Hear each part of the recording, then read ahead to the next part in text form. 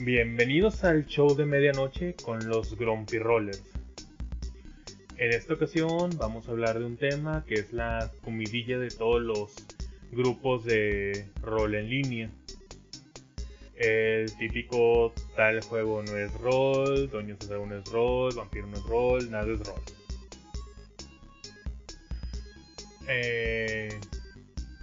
Les sorprenderá, pero esta temática existe desde los 80 y abordaremos aspectos de los juegos de aventura escrito por Glenn Blackout, publicado originalmente en Different Worlds en octubre de 1980.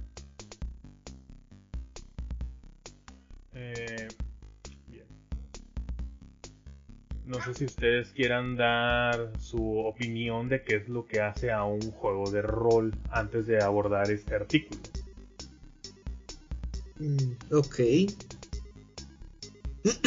Pues más que nada por mi parte yo considero que pues juego de rol implica que hay una cierta capacidad de ya sea personalización o interacción con lo que es el mundo presentado, ya sea a la hora de tomar decisiones o pues de definir lo que es el propio personaje de cierta manera que manipule de formas diferentes el entorno.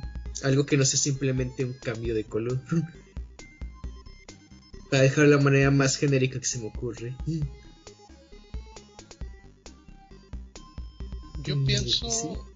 yo pienso que la diferencia entre un juego de rol y un wargame o un board game es principalmente, como dice Josephat, la interacción con el entorno que rodea al personaje en el juego.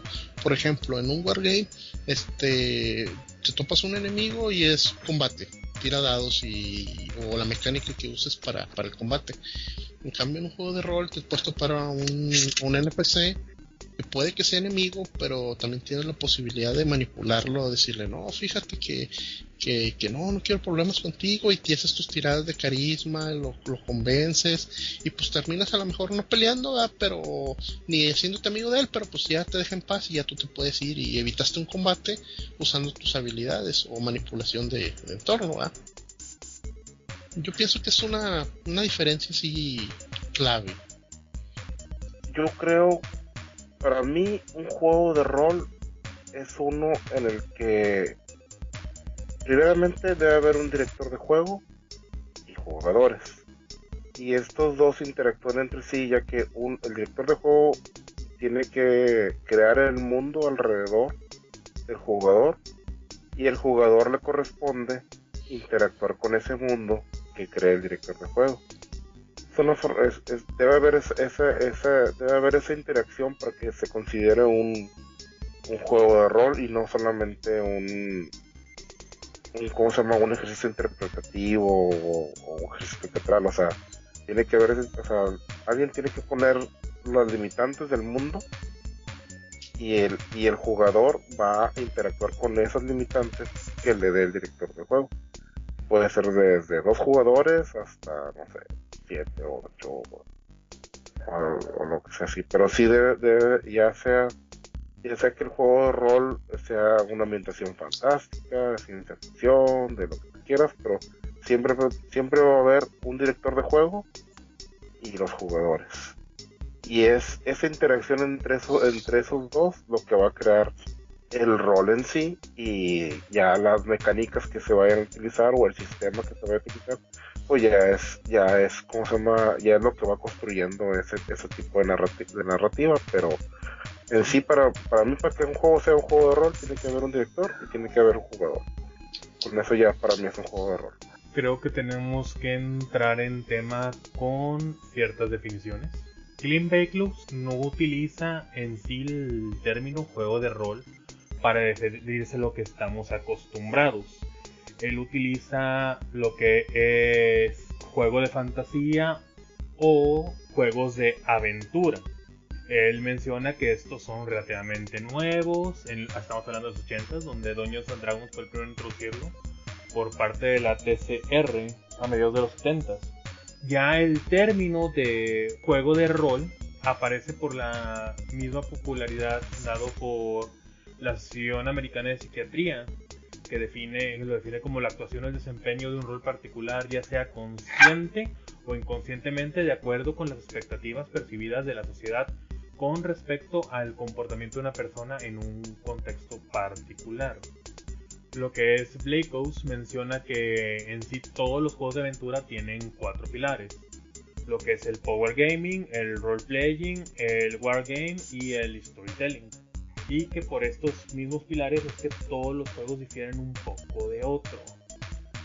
Él menciona que con gran frecuencia se escucha a Game Master quejándose de magos de nivel 22, guardabosques ilusionistas de nivel 15, hombres osos de nivel 30 equipados con el orbe de los reyes dragones, o jugadores que rezongan sobre el Clausino, donde su personaje favorito de 11º nivel fue asesinado por kobolds.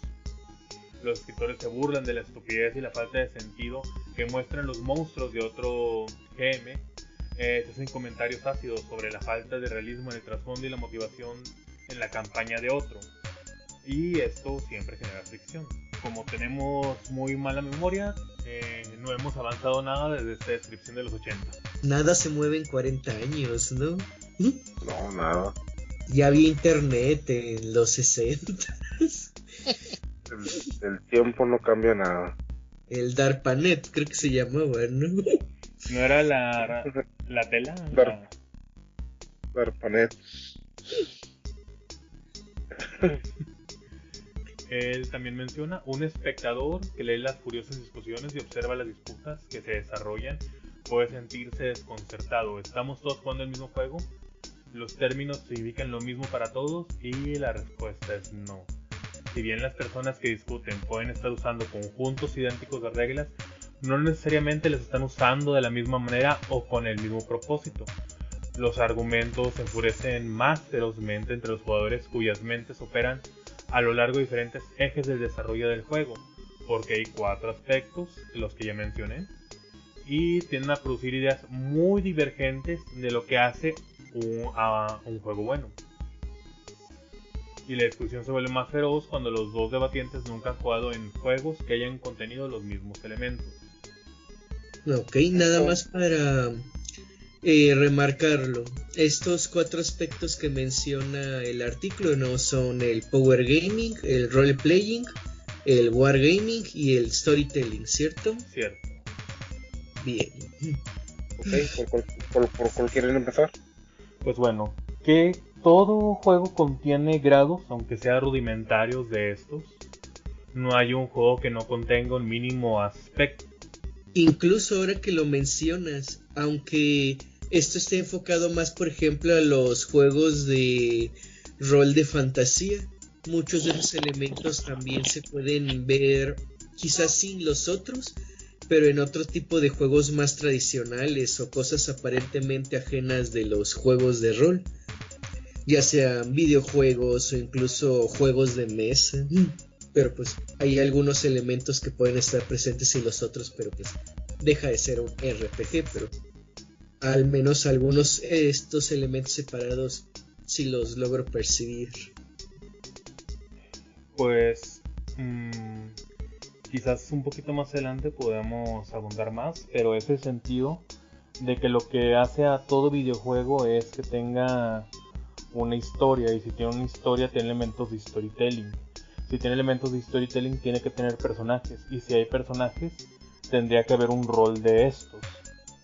Bueno, pero es que no hay juegos que no tienen historia, los ¿cómo se llaman? Los roguelike, por ejemplo, que son completamente autogenerados, que de hecho iniciaban sin ninguna historia, solo aparecías en un cuarto. Pero bueno, ya quizás nos estamos adelantando, desviando mucho. ¿No quieren iniciar con el Power Gaming? Sí, ¿por qué no? Es el más, creo que es el más fácil de escribir. Para los que juegan D&D es el más familiar de todos. Pues yo diría que también para los que juegan Vampiro, pero ahorita vamos a ver. El Power Gaming o juegos de poder, así es como comienzan la mayoría de los juegos de fantasía, y es con mucho la forma más común. Es de donde provienen los magos de nivel 20, los medio guerrero, medio mago, medio clérigo. Es donde proviene la masa de Cuthbert, el Stormbringer, el anillo único y otros artefactos poderosos que a menudo aparecen en la lista de equipos de los personajes. Generalmente para la angustia de los DMs de otras escuelas. El propósito del juego no es en sí los roles como tal, ni el desarrollo de habilidades. En cambio, el impulso principal de los jugadores es el poder, los niveles, la magia, las habilidades especiales, el favor divino y otras fuentes de fuerza individuales son lo que importa. La personalidad del personaje típico es la del jugador, adornada con etiquetas como clase y alineación. Un intercambio típico en algunos juegos de tipo puede sonar así. Utilizaré a mi clérigo nivel 20 con la armadura y escudo más 5, el cetro de Orcus, el anillo del invierno y el orbe de la aniquilación. Ok, ¿cómo se llama? Nombre, llámalo Giorgio. Entendido. ¿De qué es clérigo? Nunca pensé en eso, pero es legal bueno. Eso sí. Por lo general, la cantidad de recursos disponibles es lo que determina el resultado de las batallas, y un suministro inadecuado de la misma puede ser desastroso. Dado esto y la forma en que funcionan los juegos de tipo, entonces esperar una gran cantidad de magia. Los juegos de poder causan mucha competencia entre los jugadores, siendo posible ganar mediante la acumulación de magia y otros medios de poder. En algunos casos, esto ha llevado a traición entre personajes, el asesinato y robo sobre propiedad de la magia, especialmente la de mayor nivel, o incluso para evitar que otros personajes eclipsen al propio. Sí, cierto. ¿A quién no han intentado asesinarlo nunca? ¿Quieren abundar en ejemplos de lo que es el Power Gaming en sus experiencias en juegos de fantasía? Pues a mí me tocó una ocasión donde nos encontramos un staff poderoso, no me acuerdo si era el de los magos o el del poder. Entonces un vato lo agarró y usó el comando de quebrarlo para destruirlo, porque tenía miedo que el mago que estuviera ahí los matara cuando estuvieran dormidos, pero sin haber una justificación. Nada más lo vio y dijo, lo tengo que destruir, y lo destruí, ya. Ese fue una vez, fue el caso más así que me acuerdo, así de destruir un objeto para eclipsar al otro, como quien dice, no voy a dejar que tenga más ítem porque va a ser más chidito que yo. ¿Alguien más tendrá otro ejemplo? Por mi parte, quiero mencionar algunos elementos de Power Gaming quizás fuera de los foros de fantasía, de los juegos de fantasía.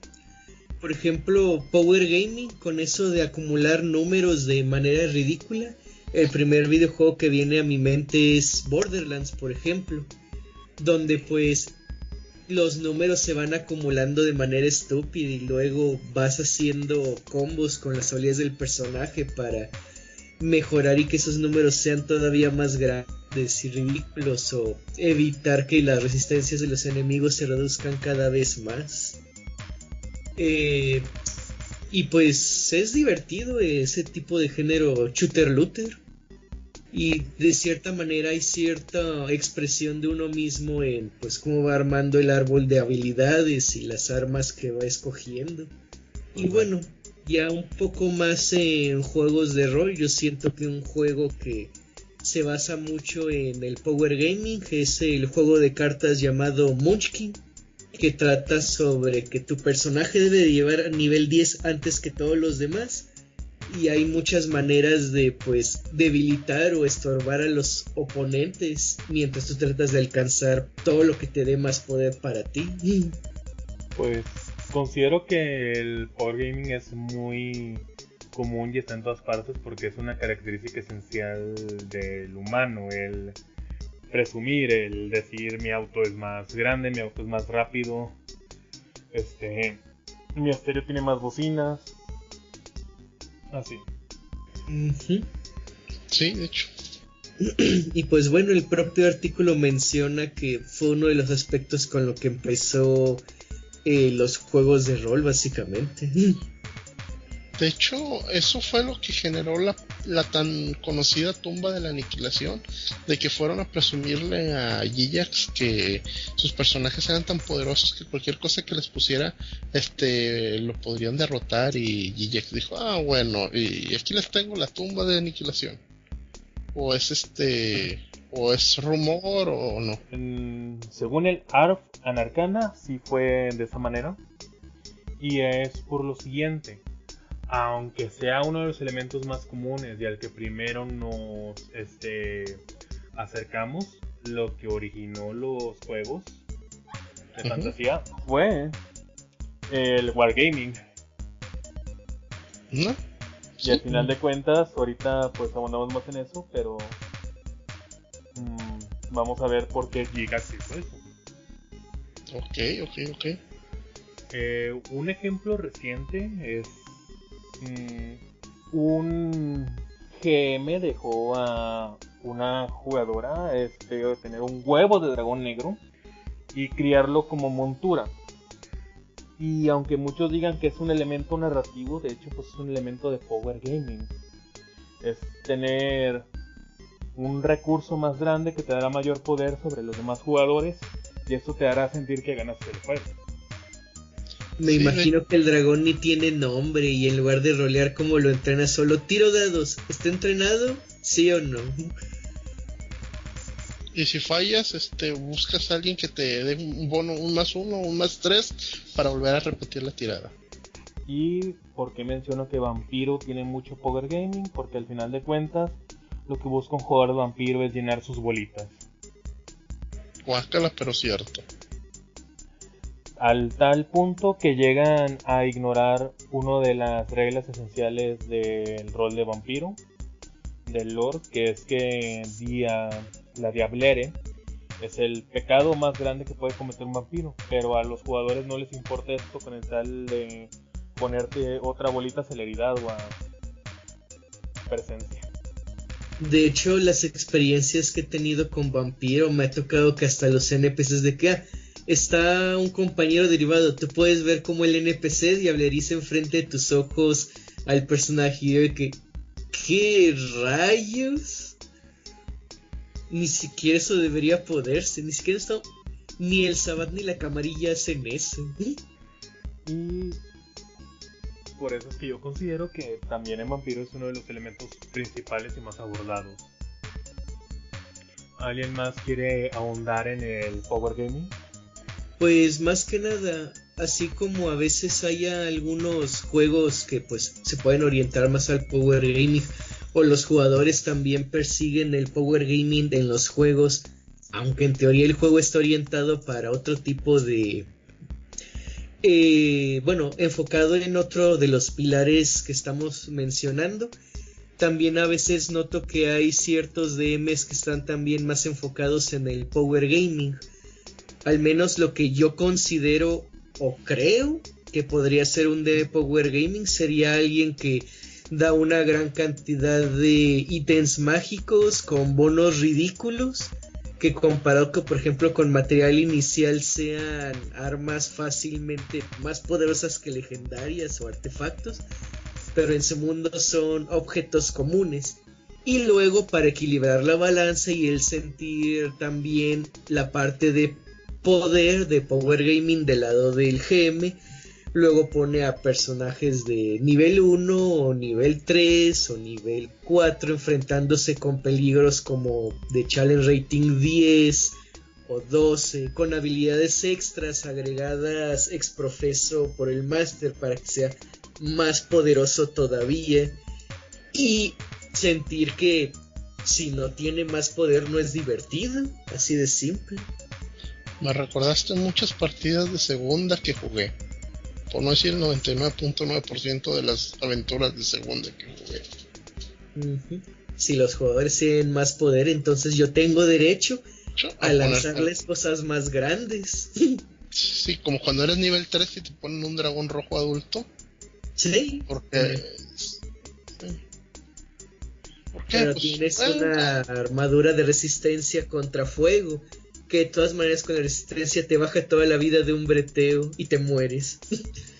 O cuando utilizas un libro de tercera edición para darle poderes a un dragón de segunda edición. Eso era, nomás que no quería que escuchara tan específico, pero tienes razón. Ok, no tengo la manera de cómo funciona eso. Quizás no quiero saber. Pues es eso, Power Game. Bueno, eso ya lo vería como que más Munchkin, ¿no? Porque el Munchkin es de que, oye, pues eso ni siquiera está en el libro y se lo pusiste porque es de otro libro, de otra edición, de otro juego, aunque sea Dungeons, pero es otro juego. Bueno, por lo pronto vamos a evitar lo que son los términos peyorativos del rol. Ajá. Y vamos a enfocarnos solamente en lo que son los pilares.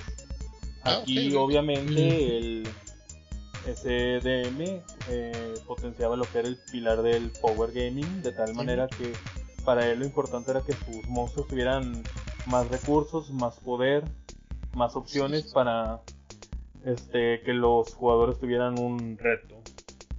¿Pasamos a lo que es el role playing o quieren dar algún otro ejemplo? Por mi parte ya estoy listo.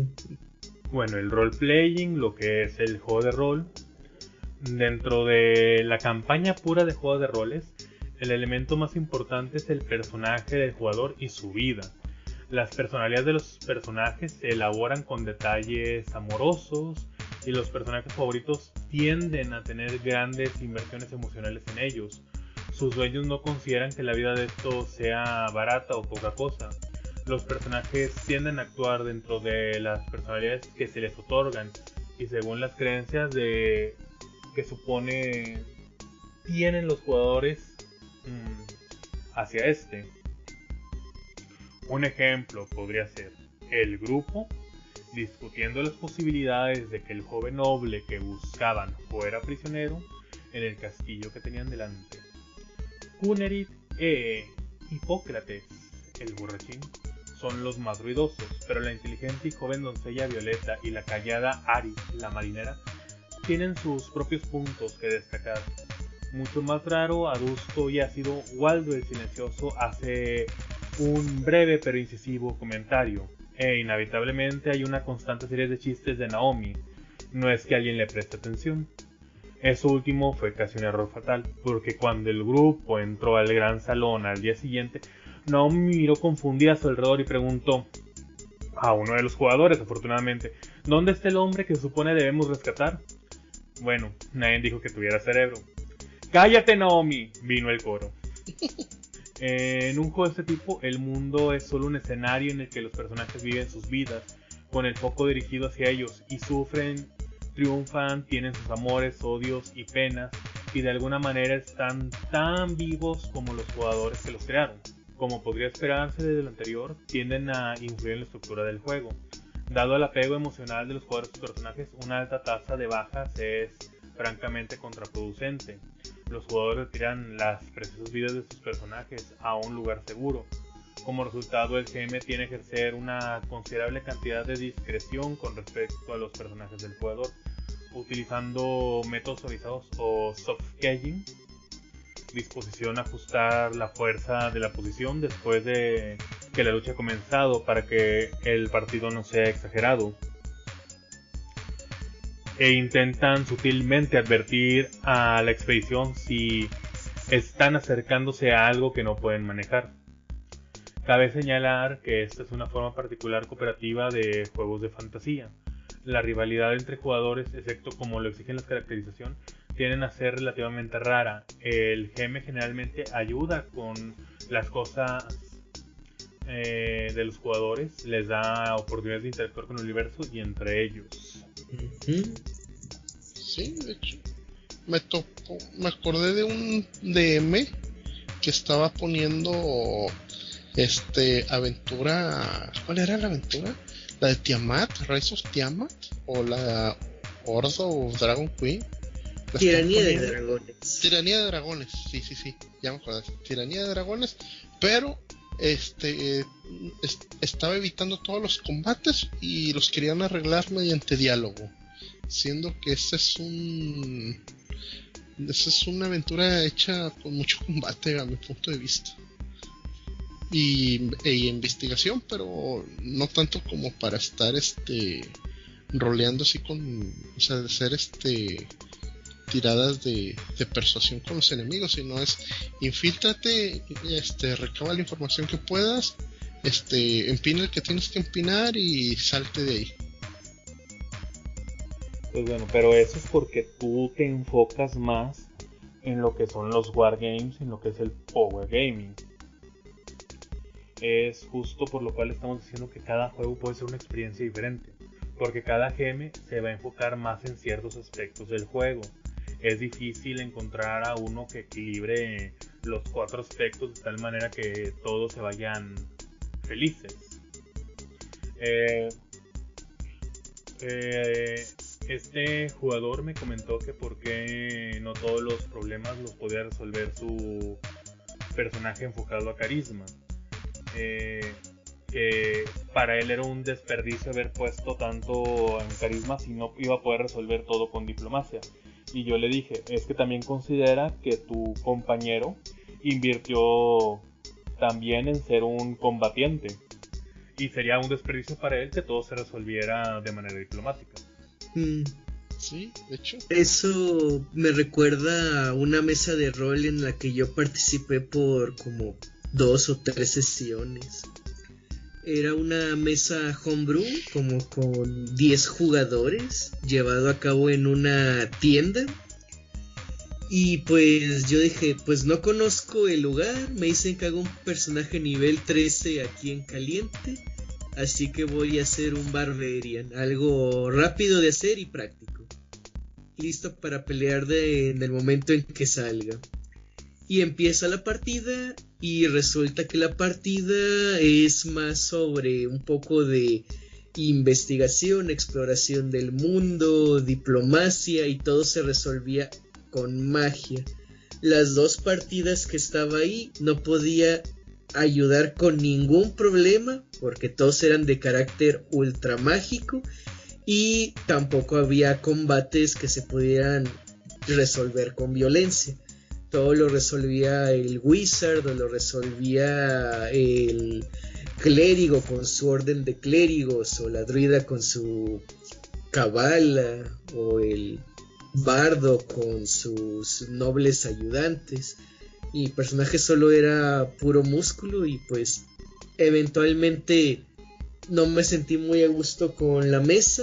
Se veía que había mucho favoritismo en pues a quienes poner atención. Como la mitad de la mesa realmente nunca hablamos y yo dejé de ir. Más o menos tuve una experiencia semejante en una convención de juegos de mesa y cómics. Hubo, por así decirlo, un evento que llamaron una competencia de Dungeons and Dragons. Eran 3 días, cada día era participar de una sesión. Se seleccionaban 2 jugadores por mesa participante para pasar al siguiente nivel, por así decirlo, hasta que solo quedaran 6 candidatos. Las primeras aventuras no hubo ningún problema. El problema fue en la aventura final. Me habían asignado a un fighter y la aventura comenzó en una biblioteca donde se tenía que investigar el porqué de ciertos cambios en el plano material por intervenciones místicas.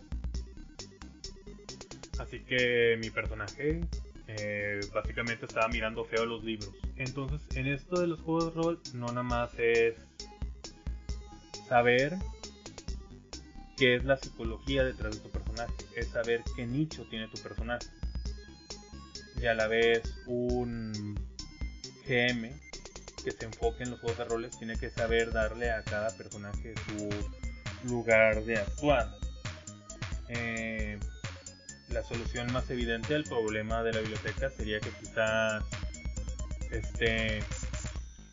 el efecto de los cambios místicos provocó que un aberración, outsider, un elemental o cualquier cosa por el estilo apareciera en las cercanías de la biblioteca. Mientras los demás hacían sus tiradas de investigación, el fighter y los otros que no eran enfocados a inteligencia podían estar entreteniendo a esa cosa y el otro investigando. Esa para mí sería una solución más sencilla para darle el sentido al rol que pues todos deben tener. También relacionado con el ejemplo que viene en el propio artículo de el de Naomi, que pues básicamente por estar tonteando hace una pregunta tonta. Yo creo que a veces es importante a la hora de interpretar el personaje tomar decisiones que no son obviamente la correcta o la óptima desde el punto de vista del jugador. Yo me acuerdo mucho de un pequeño detallito en una campaña donde yo decidí hacer un hombre pez. Y el DM pues básicamente nos estaba, alguien dentro del rol nos estaban preguntando pues cuáles eran los lugares más apropiados para ver o adorar las estrellas, ya que estábamos siguiendo a un culto que adoraba las estrellas. Mi personaje, siendo un hombre pez que se crió en alta mar, que literalmente su cultura es debajo del agua donde no se ven las estrellas, su solución más obvia cuando le preguntaron por qué era el spellcaster, el wizard, así que él en teoría debía saber que dónde es el mejor lugar para ver las estrellas. Mi personaje dijo, pues en el mar, ¿no? Cuando es de noche las estrellas se reflejan en el agua y es como si estuvieran ahí las estrellas. Y el DM nada más se me quedó mirando como, ¿really? ¿Vas a contestar una tontería como esa? ¿Por qué no tiras el dado y ya y yo te digo? No lo dijo así, pero así sentí su mirada. Y ya el rol continuó, pero se me hizo un poco raro que no le gustara mi respuesta cuando a mí se me hacía muy obvio que un hombre pez iba a contestar eso. Pues sí, o sea, en el rol de tu personaje tú consideras que era lo correcto. Y eso quizás me lleva a otro puntito de algo que discutí ayer. Un jugador mencionó que el bárbaro de los ancestros podía hacer un ataque de rango con un arco largo y luego ocultarse detrás de un pilar. Así el enemigo tendría desventaja atacando a sus demás compañeros. Y yo le comenté, ¿en serio vas a ser un bárbaro para ocultarte? Si tú vas a elegir el rol del bárbaro, debes jugar el rol del bárbaro. Sí, de hecho. Es quizás un contrato social que cuando eliges ciertas clases tienes que desempeñar ciertas cosas. Sí, es como el que hagas un clérigo y que no cures, y porque no curaste se murieron 2 compañeros. Sí. O sea, no el clérigo siempre va a estar obligado a hacer la cajita de vendas de la party. No. Pero sí se tiene que discutir en el grupo cuál va a ser el papel de cada uno de los jugadores. Si no hay un healer o un ayudante principal, tendrían que buscar la manera de compensarlo de otras maneras, para que así el que tenga el rol del clérigo pueda utilizar otros dominios, por así decirlo. Sí, de hecho. Es como una vez nos pasó en la partida de Gigantes que empezaba a jugar con nosotros Jorge, ¿se acuerdan? El güere nalga. Sí. Sí. Y él traía un fighter. Ah, sí, me acuerdo. Y que decía, no, es que si me voy al frente me van a pegar. Pues por eso eres el fighter. Para que se va al frente y te den los golpes que no resistiría el mago. Pero bueno, ahí tenemos la comprensión de que él era nuevo en el sentido del juego. Sí. Y que no comprendía este contrato social. Sí, pero o sea, fue algo como que en buena onda le explicamos, ¿no? Mira, este fighter, así, entonces pues ya tienes que es como no es como que todos los fighters deben de jugar así, pero aunque bueno, creo que me estoy adelantando y ese contrato social pertenece más a los wargames que a los juegos de roles. Una pregunta, Génesis. ¿Sí? Lo que sucedió en esta sesión de este sábado, ¿cómo lo considerarías el caso de la Fireball? Eso fue storytelling. Ah, bueno, pero estuvo muy divertido. Ah, sí, sí. Pero bueno, nada más regresando a lo que es el role-playing, quiero mencionar lo que considero algunos videojuegos que, a pesar de que el aspecto de ser videojuegos limitan mucho la expresión de un jugador con respecto al mundo virtual que está ahí, hay algunos que considero más o menos representativos de lo que puede dar el role-playing en lo que es un videojuego. Un ejemplo básico sería lo que es Skyrim, en el hecho de pues tú puedes decidir cómo afrontar varias situaciones en el juego con ya sea encantamientos para poder convencer o con dando sobornos o simplemente agarrando un arma y apuñalando a alguien, o si hay bandidos tirar una gema y ver cómo se matan todos por quedársela. No se puede todo, hay ciertas cosas que solo se pueden resolver con combate, obviamente. Otro ejemplo, The Witcher 3, que a pesar de que está restringido bastante a lo que es Geralt de Rivia, pues sí interpretas cómo reacciona a ciertas situaciones. Y a pesar de que la respuesta siempre es una respuesta que daría Geralt, pueden ser bastante distintas las decisiones que toma. Creo que aplica más a Mass Effect con el sistema de decisiones morales. Ese también es un buen ejemplo. No sé, el Pokémon modo Nuzlocke. Ah, ya. Que te pones reglas extras. Tienes que nombrar a todos tus Pokémones y si resulta fainted, consideras que falleció.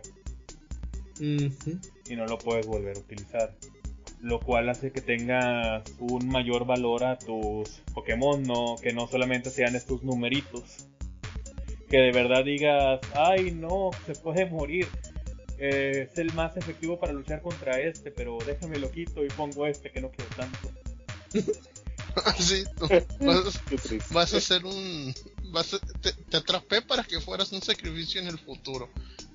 No, es que además el reto Nuzlocke solamente permite capturar un Pokémon por ruta, el primer Pokémon que veas. Así que tampoco puedes tener todos los que quieras para sacrificar. Se te pueden acabar todos los Pokémon. Sí, también me recuerda que una vez en Skyrim nos pusimos reglas especiales. Yo hice como este personaje que era un machete y que por sus características de religioso latino era de que se veía un muerto y decía, ay no, madrecita, yo de aquí me voy corriendo. Otro ejemplo interesante moderno en el roleplaying considero Disco Elysium, donde pues el personaje pierde la memoria y básicamente tú vas construyendo las características principales de su psique que lo dominan, ya sea algo más carismático y que responda pues con carisma, o algo inteligente, o algo más de fuerza bruta, más ciertas cosas que van alineándose más a pues sus principios morales, aparte de pues en que digamos está enfocado el personaje. Y eso, a pesar de que la aventura siempre es la misma, la forma en que se juega es completamente diferente, o al menos las historias que se producen dentro de esa aventura. Y que al menos hay un como que tropo en particular, que es que el jugador de role-playing no va a seguir la estrategia y va a actuar de acuerdo a su personaje. Un ejemplo que podría poner en videojuegos sería Leroy Jenkins. Que a él era un paladín. Sí. Un valiente paladín se metió a la boca del lobo, ignorando también el elaborado de sus demás compañeros. Porque es lo que mi personaje haría. Ay, ¿cómo me causa esa frasecita? Es lo que mi personaje ¿Qué haría? Pero bueno, es que aunque sea lo que tu personaje haría, tienes que tener ciertas otras consideraciones, ciertas otras reglas y manejos. No nada más es mi personaje es un cretino y se va a comportar como un cretino todo el tiempo. Es como el método de... ¿Cómo se llama eso de los actores que se meten en el personaje? Actor de método. El actor de método. Que nadie nace actor de método para ser un buen tipo, solo para ser imbécil. Bueno, Forrest Gump, tengo entendido que Tom Hanks también se preparó para hacer el papel. ¿En serio? Y, no creo cómo se llama esta película donde el personaje tiene la enfermedad de Lou Gehrig. Entonces... ¿Rayman? No, Rayman tenía un tipo de autismo. La enfermedad de Lou Gehrig es la fibromialgia lateral. Eso no es lo que importa. Es que él se preparó haciendo que lo cargaran para todas partes. Y así él entendió lo incómodo de la situación y cómo es que reacciona la gente en esos momentos. Y según él así pudo dar una mejor reacción emotiva a las escenas que tenía que hacer donde no podía moverse. Interesante. Entonces, ¿pasamos al tercer punto o quieren decir algo más? Yo nada más quiero mencionar algo más. Otro ambiente donde siento que se da mucho el role-playing, que es por ejemplo en el rol por foros, donde pues los personajes están muy muy detallados porque pues lo único que se ocupa uno es de hacer el personaje. Hay muchos foros donde ni siquiera hay niveles de poder, solo de que pues tienes 3 quicks y de ahí invéntate todo lo que puedas hacer con ellos, pero pues no hay niveles ni nada. Pues bueno, es que el rol del foro y ni siquiera hay... solo abarca 2 pilares, lo que es el storytelling y el roleplaying. Y muchas veces nada más el roleplaying, porque tampoco hay una historia a seguir de principio y fin, nada más es de que estos 3 personajes estos 3 jugadores quieren tener un tema juntos, empiezan y pues improvisan básicamente. Si acaso hay una que otra misión en Roll por Foro que ya se parece más el storytelling, pero ahí no es la norma. Pero sí, es lo que quería mencionar. Entonces pasamos a los wargames o... por mí no hay problema. Bueno. Se podría decir que aquí el énfasis es casi el reverso al juego orientado en roles.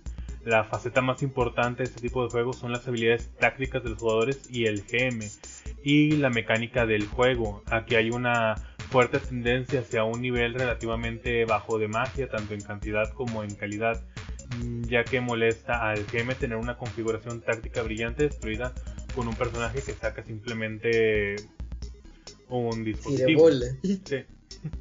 El wargaming en los juegos de rol de fantasía es una competencia entre los jugadores como grupo y el GM, en el que combina ingenio y habilidades. Establece problemas tácticos que deben resolver por su experiencia y tesoro.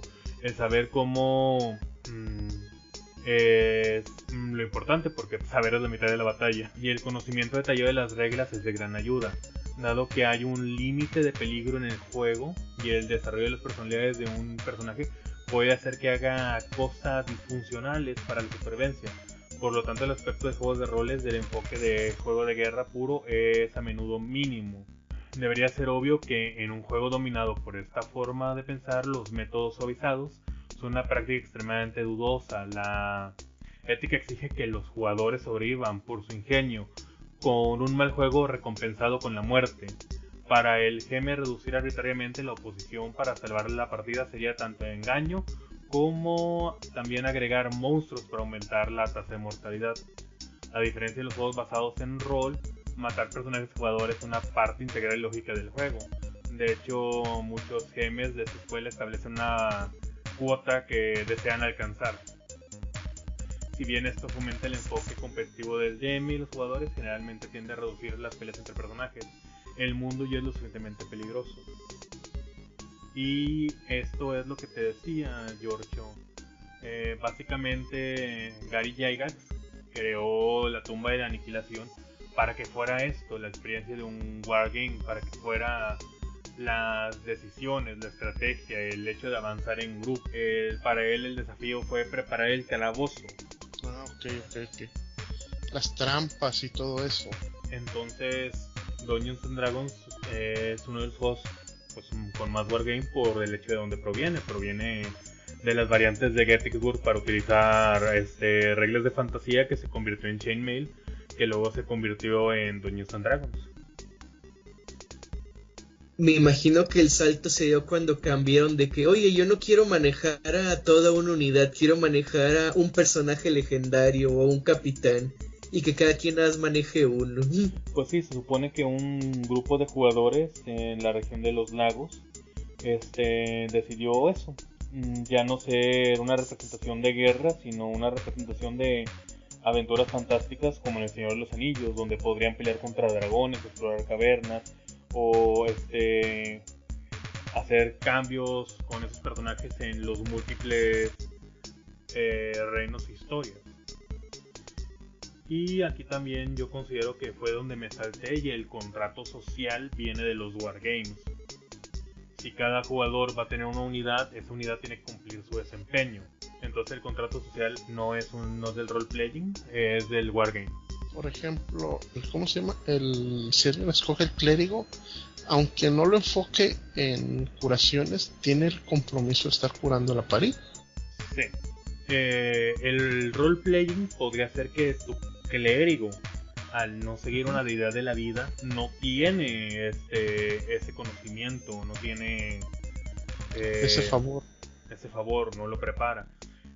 Aunque las reglas no impidan de ninguna manera que prepare sus conjuros, el jugador está decidiendo eso por role-playing, lo cual perjudica la estrategia de los demás, porque los demás están enfocando en las reglas para el wargaming. Uh-huh. Aún así, como quiera, dentro de ese contrato social se puede asignar de que, bueno, el clérigo quiere hacer puros spells de daño, está bien. Esta otra persona se va a poner, por ejemplo, feat de médico o curandero, pues para atender las heridas de pues los enfrentamientos. Tú nada más ocúpate de que las cosas que hagas con daño hagan mucho daño, Pero igual, lo que mencionas de Fat sigue teniendo un enfoque de wargame, no de roleplaying. Sí, yo nada más menciono que incluso en el caso en el que el clérigo esté completamente negado a curar, dentro del propio contrato social del wargaming se puede hablar entre los jugadores para, digamos, mantener ese flanco cubierto. No por nada, lo que son los kits básicos, que tienen personajes prehechos, tienen un fighter, un clérigo, un wizard y un rogue. De hecho tienen 2 fighters siempre. Sí. Porque al final de cuentas son las piezas esenciales para que un juego se pueda llevar siguiendo lo que es la estrategia del wargaming. Sí, además con 2 fighters golpes nunca van a faltar. Y los ejemplos del wargaming es lo que se mencionaba más arriba, de cómo una banda de kobolds puede destruir a un grupo de aventureros de nivel superior. Uh-huh. A ti te pasó, ¿verdad? Recuerdo esta ocasión que estaba igual poniendo Tiranía de Dragones, que el grupo de aventureros estaba ya pasando lo que era la marisma del hombre muerto, y se dirigían a Neverwinter. Tenían que transportar lo que era una carroza con provisiones, y ya era nivel 6 o 7, y bandidos los casi les hicieron un TPK de no ser porque, como queríamos que la historia prosiguiera, no lo hicieron. Solamente se robaron las carretas y los carretas de los caballos por simple posicionamiento en tablero de los bandidos y porque los jugadores rompieron su estrategia. Sí, bueno. Y malas tiradas, ¿no? ¿Fueron muy malas tiradas? También puede ser.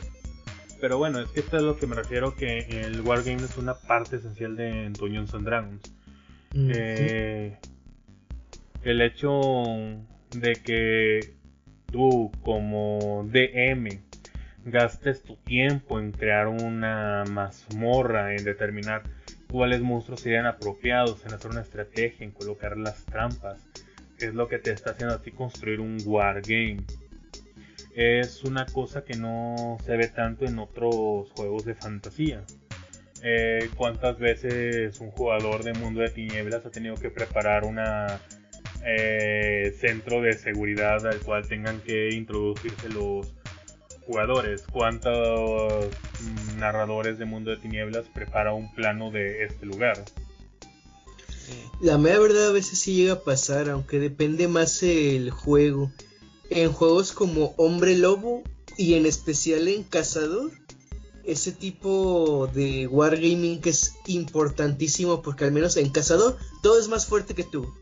Y si la gente no se prepara bien con sus equipamiento y estrategia, el monstruo sobrenatural que aparezca los va a matar a todos. Pues bueno, se menciona que todos estos juegos van a tener en sí una parte de todo. Pero si les diéramos una calificación de, digamos, del 1 al 5, así sería bajo. Digamos que Vampiro podría tener un 1. Ya Hombre Lobo 2, 3, Cazador 3, 4, pero Dungeons and Dragons tiene el 5 en esto. Sí. Al menos como yo considero que es el juego en su esencia, en su origen. Que las reglas eran para crear tu aventura, tu calabozo, que tus jugadores pudieran recorrer. Algo también que quiero mencionar, aunque es digamos la desviación histórica, es que uno de los wargaming digamos ancestrales por antonomasia, yo creo que sería el juego de ajedrez. Ya saben, ese típico de los alfiles, la torre, los caballos y los peones. Y me faltaron las torres, ok. Incluso, aunque el ajedrez por sí mismo parezca estar desprovisto de, digamos, cualquier aspecto narrativo, me acuerdo mucho de este libro llamado El hombre que calculaba, donde había un sultán que siempre repetía cierto juego específico de ajedrez que representaba una batalla que él había tenido donde había perdido a su hijo. Y que en ese tablero de ajedrez su hijo estaba siendo representado por un alfil y estaba tratando de encontrar una manera para ganar esa partida de ajedrez sin tener que sacrificar al alfil, pero después de muchos intentos vio que la única manera de ganar esa guerra fue como lo que pasó. Su hijo murió y eso le permitió ganar.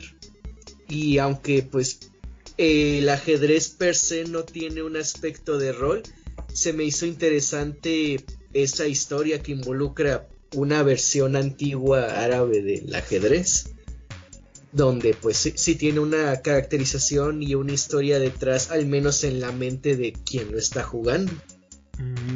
Pues bueno, es que si nos vamos a lo que es el ajedrez indio y lo que es el shogi, tengo entendido que sí hay diferentes tableros que pueden tener representaciones geográficas. Y bueno, desde el punto de los videojuegos, lo que más pienso con Wargaming serían cosas como Shadowrun Returns o cosas como cualquier Tactics, el Final Fantasy Tactics o los XCOM. Son buenos. Pues sí, creo que un ejemplo más típico sería el Age of Empires o el StarCraft. Buen punto. Sí, el StarCraft, sí, es muy... Es enteramente wargame, o sea... La estrategia nada más es qué tecnología construir primero antes que el otro que pueda... para que no te lo pueda hacerte una contrajugada y ganar. Y ¿cómo se llama? Yo he visto algunas batallas en competitivo donde ¿cómo se llama? La victoria se decide en menos de 5 minutos por las tecnologías y unidades que escoges desarrollan en un principio. Siento que es algo así como en la liga coreana, que el equipo que llegue primero a los 10,000 oros es el que gana. Algo así. Y ahorita de juegos ya de mesa, ¿cuáles serían los más representativos del wargaming en la época actual? Risk. Warhammer. Cierto, Warhammer también. Warhammer sí tiene algo interpretativo, ¿no? No estoy seguro del Risk. Bueno, más que tener algo interpretativo, tiene el lore. Sí, y el mismo lore crea unidades heroicas, como en varios RPGs, como varios juegos así de computadora. Pero tener algo representativo creo que haría que perdieras el sentido de la estrategia. Bueno, una cosa diferente sería me gustan los orcos espaciales. Ujú. Los orcos espaciales siempre hacen esta estrategia, así que siempre voy a utilizar estrategia sin importar que me haga perder. Guau. Sí. ¿Abordamos algo más de los Wargame o creen que ya está bien el punto? Como Ese digo, punto ya está bien. Bueno, entonces el cuarto y punto final es el storytelling o los cuentos de historia. cuenta cuentos. Cuenta. En el sentido más general del término, cualquier juego de fantasía exitoso requiere cierta habilidad para contar historias. Hay pocos jugadores que se dieran a un GM que es tan inepto que no puede darse cuenta de lo que sucede la mayor parte del tiempo, o cuya historia cojea tanto que la suspensión de la incredulidad es imposible. Sin embargo, el término como se usa aquí significa algo más allá de este enfoque básico. Todos los tipos de juegos mencionados anteriormente tienen antecedentes de algún tipo.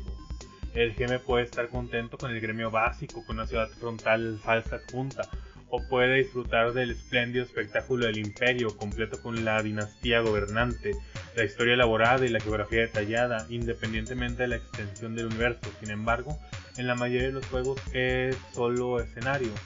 A menos que los personajes jugadores entren en escena, los personajes no jugadores permanecen congelados e inactivos, son solo títeres.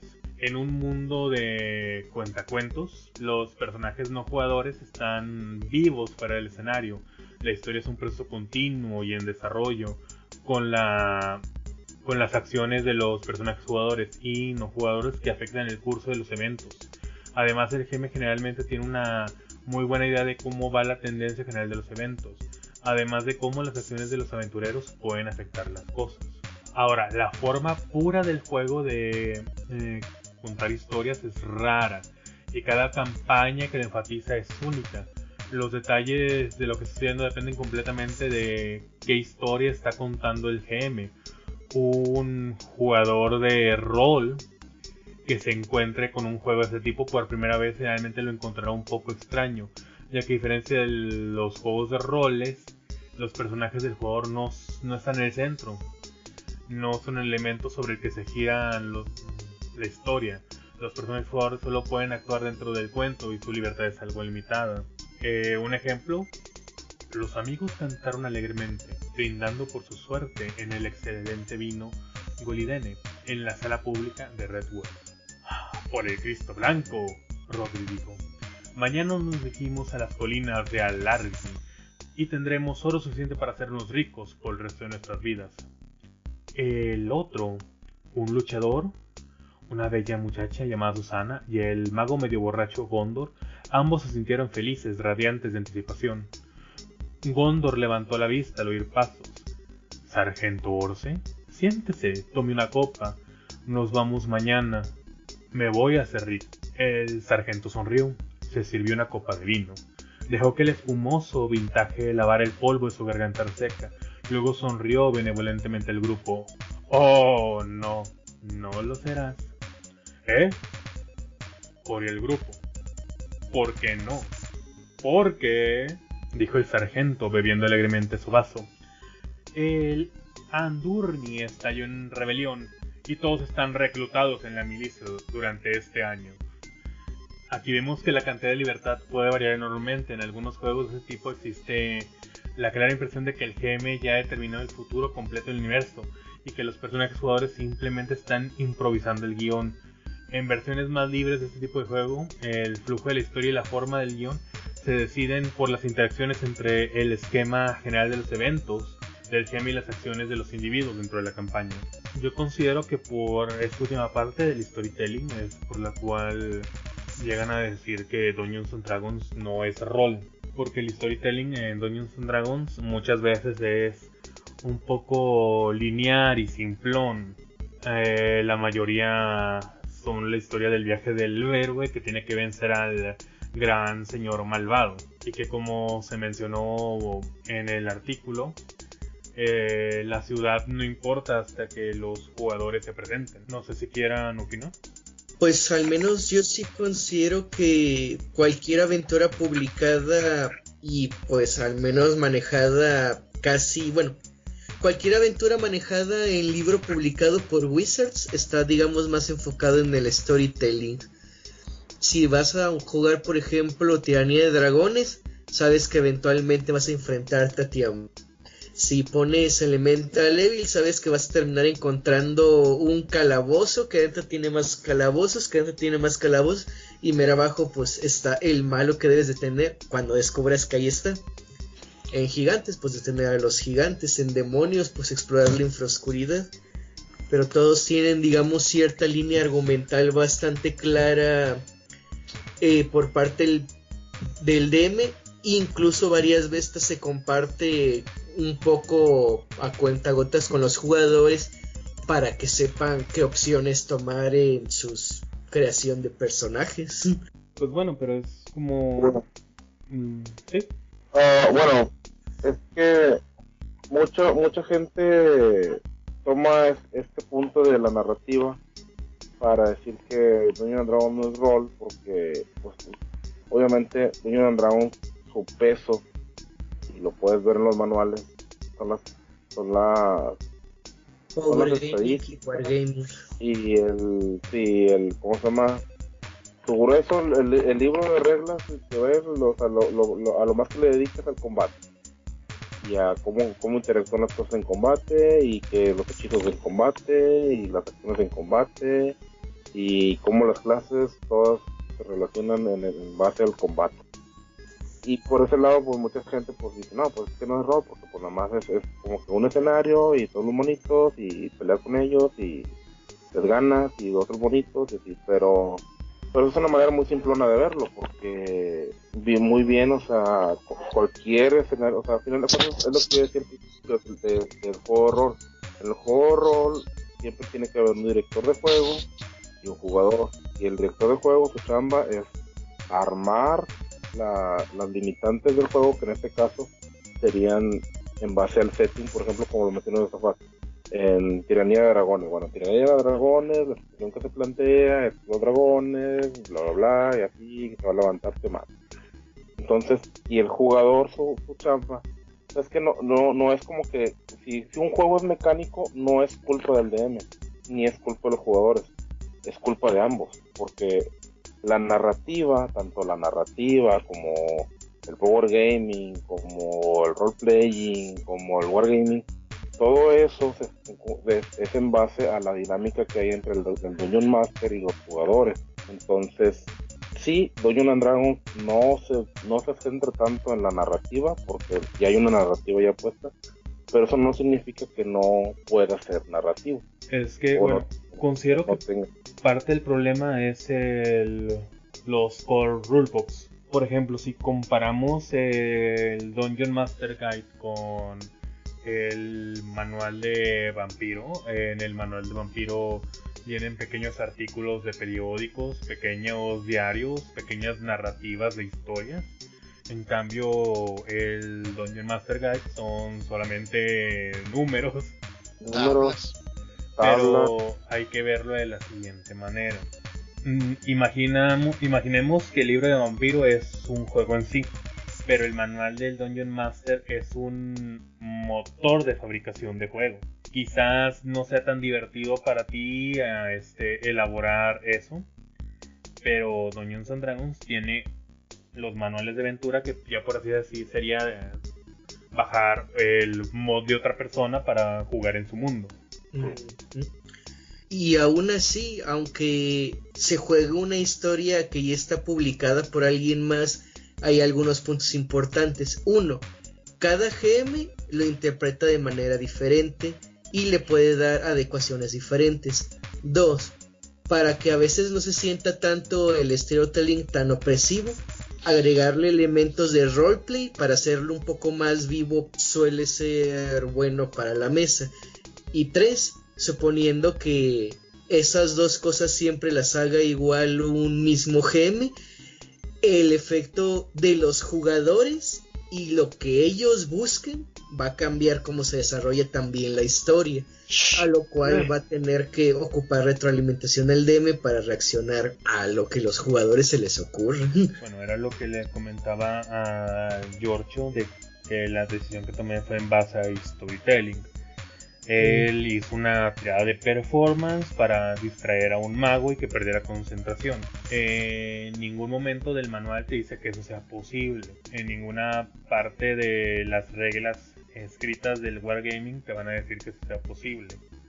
Pero con motivo del storytelling, de desear que continúe la aventura, se permitió eso.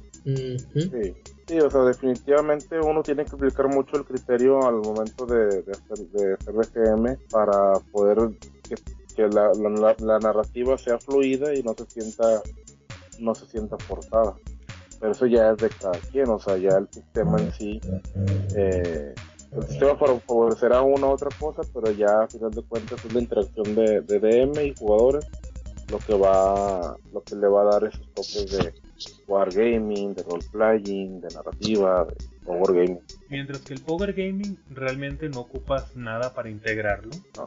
Mientras que el roleplaying tienes que quizás tener un poquito de interés en lo que es el teatro, las novelas, las series y El drama y querer tener esta idea de que mi personaje se desarrolle. Mientras que el wargame lo puedes aprender solamente leyendo las reglas del juego. Yo considero que el más difícil de desarrollar es el storytelling. El storytelling requiere experiencia. Por eso es que alguien que simplemente se introduce a los juegos de fantasía, quizás sea el aspecto que menos vaya a ver. Es con el que más se podría decir que los novatos batallan más con ese, pero Sí. Depende también mucho de la formación porque por ejemplo hay muchos DMs que yo he visto o que no sé si caen en ese cliché o en ese error de que no, es que yo tengo mi historia y quiero jugadores que la jueguen, o sea, pero ¿cómo? O sea, Sí, es el punto. Tanto que te enfoques completamente en el storytelling y no le des la libertad a tus jugadores. Y si tus jugadores no están interesados en tu historia, pues simplemente no van a proseguir. O al punto en el cual no le metas interés al storytelling porque digas no tengo experiencia, no sé cómo hacerlo, y tu juego se vuelva simplemente descripciones mecánicas de combate. Sí, no, pues al final de cuentas todo es un balance. Recuerdo algunos DMs donde llegué, no sabía qué estaba pasando, no sabía qué estaba buscando, me pusieron enemigos, los maté, terminó la partida y no supe por qué estaba ahí o dónde.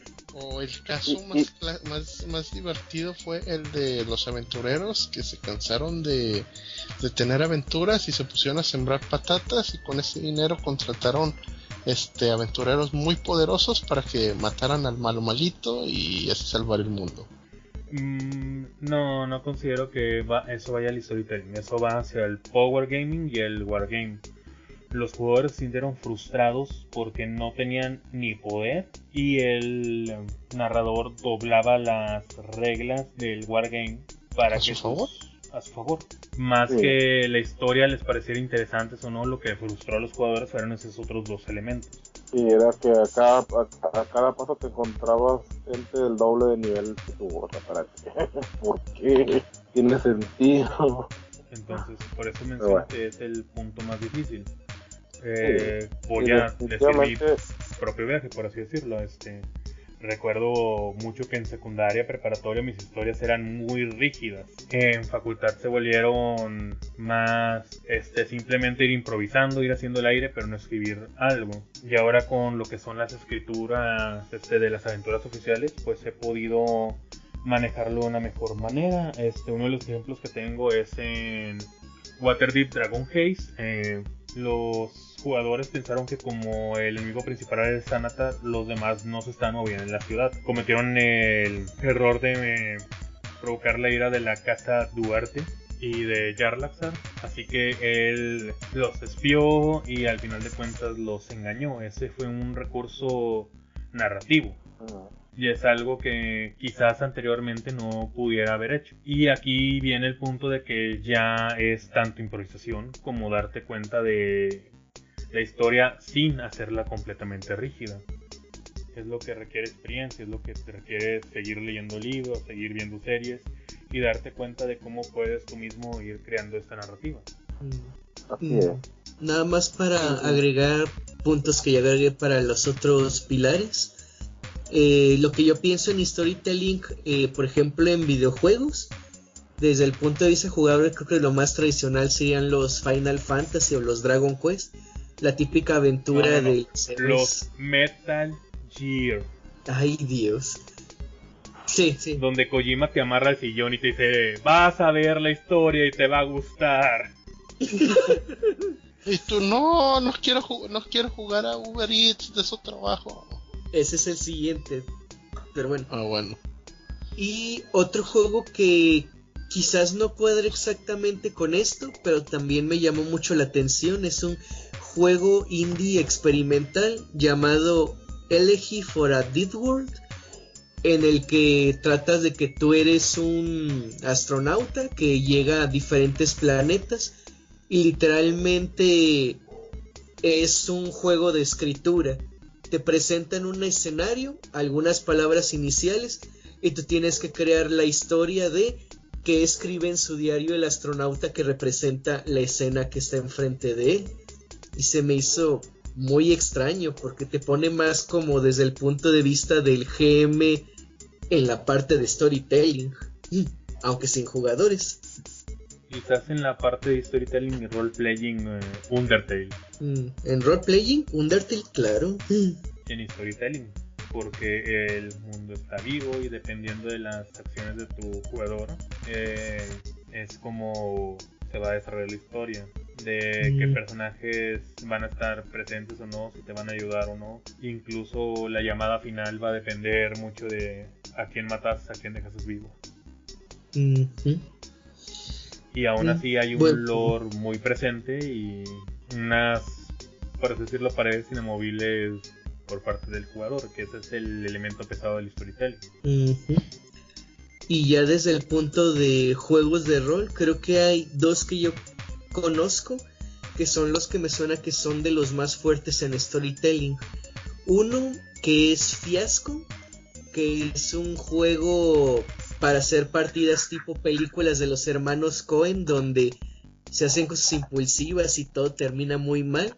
Y otro que es el que he jugado más, Dread, que es para hacer historias de horror autoconclusivas, que se juega con un Jenga, con la idea de que entre más acciones se hacen, se van quitando más piezas y esa mecánica del Jenga hace que vaya subiendo la tensión porque la torre se vuelve cada vez más inestable y pues realmente tiene muy poco de los otros pilares. De hecho, de Power Gaming creo que casi no tiene nada, se centra más en roleplay y storytelling. Pero bueno, es que más que Dread clasificarlo como un juego de rol de fantasía, lo clasificaría como un storytelling game. El ejercicio y el deseo de todos es desarrollar una historia. Sin importar a qué conclusión llegue, lo importante es el desarrollo de la historia. En ese sentido, yo creo que uno que también tiene mucho de storytelling es el de Savage World. Es básicamente es una película de acción, jugando una película de acción y lo único que tu personaje, o sea, los escenarios son escenarios de películas de acción y tú vas desarrollando como que, bueno, yo ahora mi personaje se tira de cómo se llama, del carro y bueno, ya hace ciertas tiradas que tienen que ver con esa habilidad, pero en sí el centro de la historia está sobre la escena que están como actuando o están teniendo en ese momento de que sí, te están persiguiendo unos bandidos y están disparándole a tu carro y tú vas a hacer, bueno, no, yo le doy la vuelta a ti, y bueno, ya.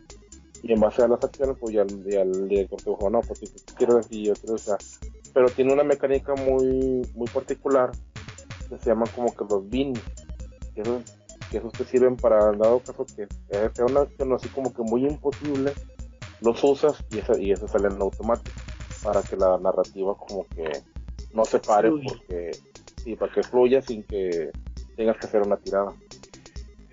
Consideraría que quizás un juego que tiene un elemento muy pesado de narrativa era al principio lo que eran las crónicas de Mundo de Tinieblas de White Wolf, con el objetivo de hacer el LARPing del teatro de la mente.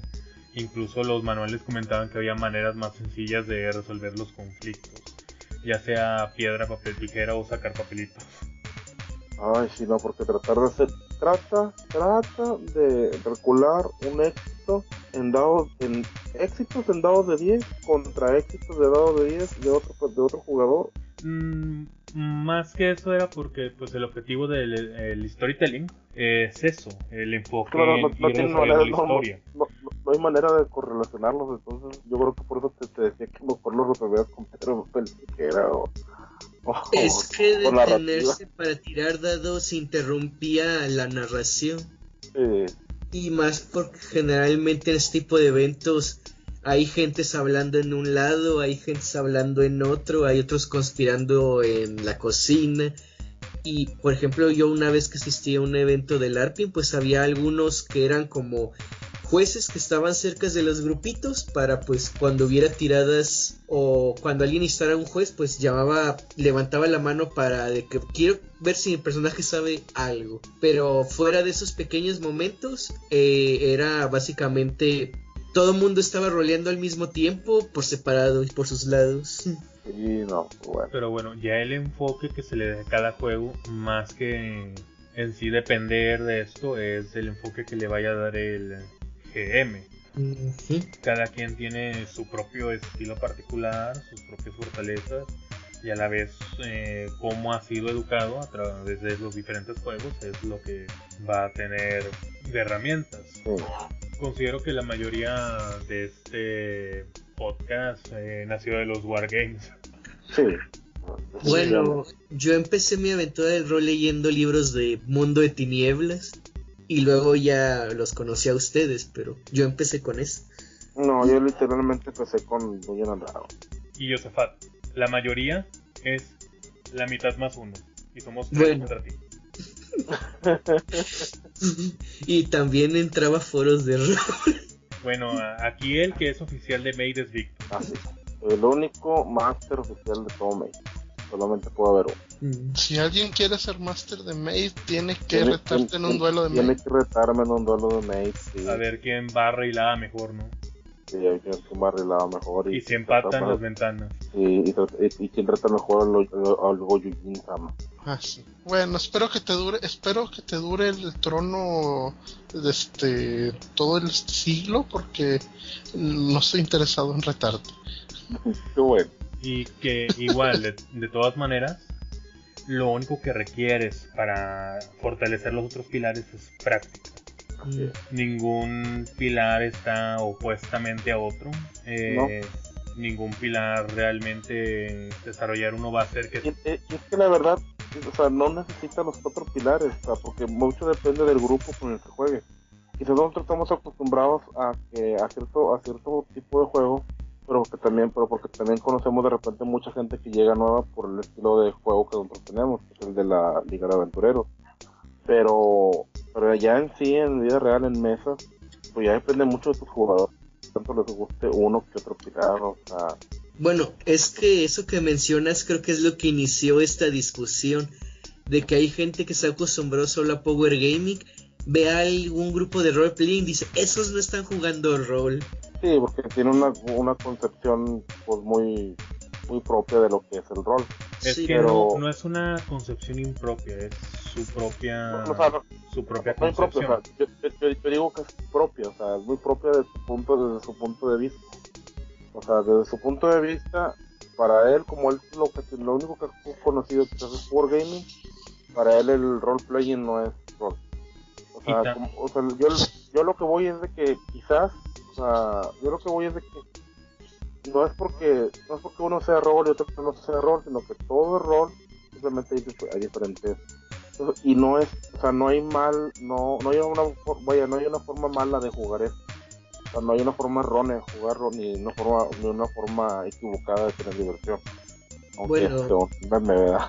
Lo que pasa ahora, considero, es que, bueno, nosotros cuando iniciamos a jugar, que algunos de aquí iniciamos a jugar en segunda edición, es que no había manera de conocer otros grupos. No. Era tu grupo, y como lo hacía tu grupo, era como se hacía, era tu universo.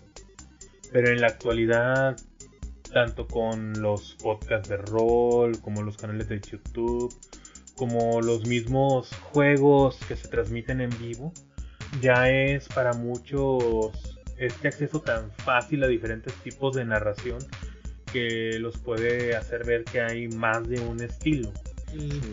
De hecho, por ejemplo, cosas como Critical Role se enfocan mucho al roleplaying, ¿no? Sí. Que lo hace más entretenido para ver. De hecho, el Critical Role es más una actuación, porque ya antes de grabar, ya ellos ya hicieron los encuentros, hasta las tiradas y todo. Y Es ya nada que más. ellos se enfocan más en el roleplaying y en el storytelling. Tanto que Matt Mercer, su deseo de ser un escritor, como que sus compañeros tienen experiencia teatral. Y la mera verdad, si alguien nos viera jugando a nosotros, se quedaría dormido. Porque solo es de que tirar dados y tirar dados. Ah, pasa esto, pasa el otro, utilizo esto.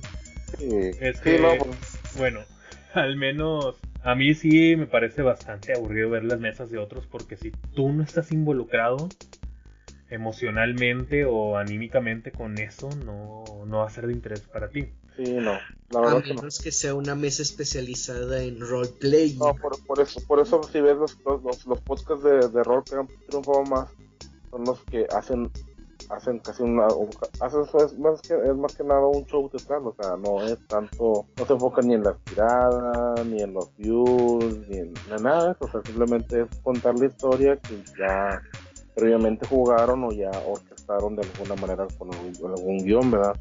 Pero el ejemplo que yo doy de por qué tienes que estar involucrado en la mesa para que a ti te parezca emocionante es el siguiente. Este jueves estábamos en la taberna. Un jugador, un mago, decidió utilizar Shadowblade. Y falló el ataque. Pero yo le dije, un momento, estamos en Dim Light, permíteme un momento. Y todos se aferraron a la orilla de la mesa mientras leía la guía de Xanatar para ver que tenía sí o no ventaja en su tirada de ataque. Y eso fue cardíaco para ellos, porque estaban involucrados en esa mesa, porque era su historia, porque eran sus personajes. Por eso es que para ellos fue importante que yo no era el GM, pero que yo como jugador viera el libro y le dijera si sí o no tenía ventaja en su habilidad. Ah, sí, ¿no estabas tú como GM? No. ¿Estaba poniendo partida de alguien más o qué? Sí, estaba poniendo partida de alguien más. Ah, ok. Ay, pobrecito que estaba poniendo partida. Como quiera, creo que casi ninguno de nosotros somos disruptivos a la hora de estar con otro GM, pero pues si vemos que alguien nuevo está batallando con las reglas, lo normal es ayudarlo. Sí, sobre todo. Sí, estoy bien, digo, lo digo porque yo sabía que era necesario que estaba poniendo las partidas y como que digo, estaba jugador, aquí como. Sí, es que digamos que llegué temprano y estaba en una mesa que era más como que de homebrew. Terminó esa mesa y luego yo ya puse mi mesa de AL. Ok. Yeah. Ya te entendí. Pero es que aquí vemos lo importante de que en la mesa haya representativos de todos los pilares. Este jugador se dedicaba más al roleplaying, mencionando que era el mago más poderoso de Faerun, pero el jugador no conocía los conjuros. Okay. Y yo, tanto un wargamer como un especialista, como un conocedor de el manual, lo pude ayudar a que su mago tuviera un mejor efecto. Para más óptimo. O sea, no tomé ninguna decisión de él, simplemente les dije cómo se podían ajustar las reglas para que fueran así. Y el DM también pues no conocía todo. Entonces por eso tuvimos que hacer esa pequeña pausa. Casi ningún DM se sabe todos los libros, en especial. Y sobre todo que era un GM accesible, porque en veces ellos nos dicen, no lo tiene, y ya. Y aunque fuera Dimla y no jala o algo así, o sea. Sí, o sea, hay de GMs a GMs, Pero es mi mundo y en esta ocasión pues él también quiere tener lo que es el juego más neutro posible. Eso es bueno. Bueno, Sí, para mí es una buena es bastante bueno. Eh, ¿Algo más que quieran agregar de los pilares de los juegos de fantasía? Pues ya no sé si mencionamos. Bueno, ya lo mencionaron, que cada juego pues tiene sus pilares y cada juego pues se inclinará por uno más que otro. Y así pues como hay de juegos, pues hay gente que los juega también. Hay mucha diversidad en estos los juegos de rol. Y bueno, mi conclusión sería que no hay una forma errada de jugar un juego de rol. Yo ahí sí discrepo, hay maneras erradas de jugar y masterear. De hecho, por ahí escuché un dicho de que un mal juego de rol es peor que no tener un juego de rol, en especial cuando enfrentas a nuevas situaciones tan hostiles que ya no quieren saber nada más del hobby nunca en su vida. Como el caso de las balsas. Yo diría que el enfoque debe estar más en la palabra juego. Uh-huh. Que el objetivo es divertirte en el juego. Sí. Si el juego no genera diversión es cuando se está ejecutando de una mala manera. Ahí es cuando tú tienes que ver qué es lo que busca cada uno de tus jugadores para poder dárselos y que tengan su diversión. Pero si tú te vas a enfocar en solo lo que te divierte a ti y vas a ignorar a tus jugadores, ahí es donde va a ser un mal juego. Uh-huh.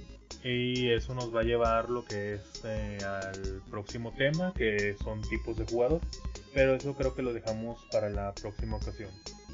¿Algo más? Quería preguntar, si mencionamos cómo son los GMs tipo especializados en roleplay, en wargaming y storytelling. Me acuerdo de Power Gaming mencionar lo de los dragones y multitudes de armas mágicas, pero no me acuerdo si mencionaba los otros tres tipos en específico. Pues es que no considero que sea tanto así como que especialista en uno de los pilares. Desempeñan uno o más otro. Pero al final de cuentas van a ver todos los pilares en un juego u otro.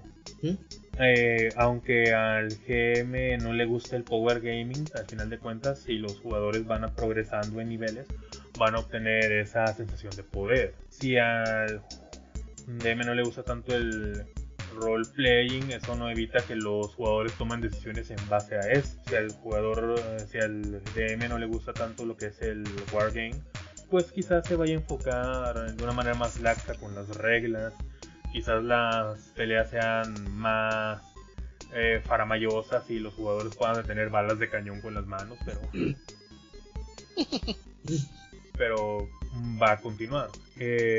Yo considero que el problema sería si al GM no le gustara el storytelling. Ahí sí sería la partida de God. Ah, sí, la partida de God. ¿Cómo es eso? Para los que no sepan, God es un tipo que hacía esto. Primera partida, un goblin. En el primer encuentro, un goblin. Caminabas, salía un orco que decía, mataste a mi amigo goblin, y peleas con él. Si llegas a derrotarlo, te salía un dragón, le decía, oye, ¿por qué mataste a mi amigo orco? Y pues era el nivel 1. Todo esto en la misma sesión. Todo en la misma sesión, y no en ese orden a veces. Pero si a tus jugadores lo que les gusta es la batalla, quizás que no te enfoques en lo narrativo no sea tan importante para ellos. Sí, a final de cuentas, como yo lo mencioné, o sea, ya lo he mencionado varias veces, es la interacción entre el máster y los jugadores la que crea ya sea la narrativa, el power gaming o el wargaming o eso. Pues sí, en eso tienen razón. Nada más como mínimo pediría yo, en mi caso, díganme dónde estoy y por qué estoy ahí. Es todo lo que necesito. Sí. Y si no me dan eso, me siento muy descolocado. Y esa es chamba del GM, decirte, ¿sabes qué? Mira, tu personaje está aquí, está en tal lugar, la temática está, y pues estás con ese grupo de personas porque tal, y bueno, pues ya, ¿verdad? Entonces, ¿les parece si terminamos por hoy? Sí. Este fue el show de medianoche con los Grumpy Rollers, y como último comentario, les dejamos que no tengan miedo de intentar cosas nuevas. Háganlo, y un error no es un fracaso si aprendes algo de él. Ujú. Así es. Siempre aprender. Yo en un principio batallaba mucho con los bardos, no se me daba nada, y ahorita ya no salgo de jugar bardo y me divierten mucho. Al igual que en los juegos de fantasía, la experiencia va a ser lo que te va a hacer subir de nivel y obtener nuevas habilidades. Y Bueno, Nos despedimos por hoy. bye.